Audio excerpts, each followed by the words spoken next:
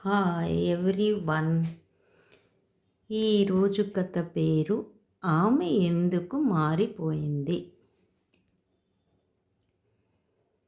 విజయవాడలో ఒక పెద్ద సంయుక్త కుటుంబం ఉండేది. ఆ ఇంట్లో పెద్దది లక్ష్మి. అందరూ ఆమెను చాలా గౌరవించేవారు. కానీ ఒక్క విషయం మాత్రం అందరికీ అర్థం కాలేదు. లక్ష్మి ఎప్పుడూ కోడలు అనితతో కఠినంగా మాట్లాడేది. అనిత చాలా మంచిది. అమ్మాయిగా చూసుకుంటూ ఇంటి పనులన్నీ చూసుకునేది. అయినా లక్ష్మి ఎప్పుడూ ఆమెని మెచ్చుకోదు. ఇది సరిచేయలేదు, ఇది ఆలస్యమైంది, అలా ప్రతిరోజు మందలించేది. ఇంటి వాళ్ళందరికీ ఇది బాధగా ఉండేది.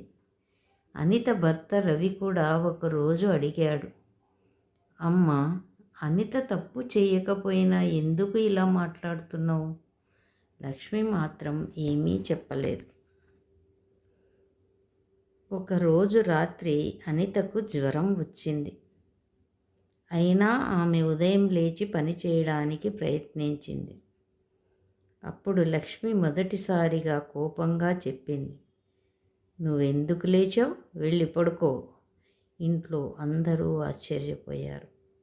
ఆ రోజు లక్ష్మి స్వయంగా వంట చేసింది. అనిత దగ్గరకు వెళ్ళి మందులు పెట్టింది.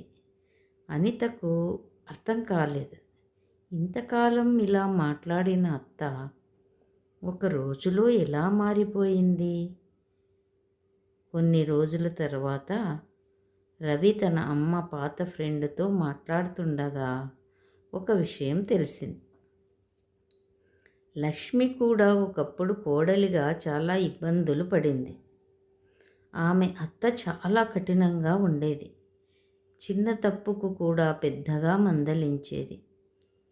ఆ బాధ వల్ల లక్ష్మి ఒక నిర్ణయం తీసుకుంది. నా కోడలు బలంగా ఉండాలి, ఎవరి ముందు అయినా నిలబడగలగాలి. అందుకే అనితను గట్టిగా ట్రైన్ చేసింది. అది కోపం కాదు, ఒక విధంగా ఆమెను బలంగా చేయడానికి ప్రయత్నం. రవి ఈ విషయం అనితకు చెప్పాడు. అనిత కళ్ళలో నీళ్లు వచ్చాయి.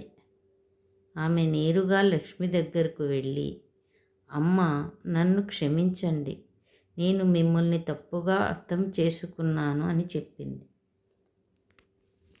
లక్ష్మి మొదటిసారి నవ్వింది.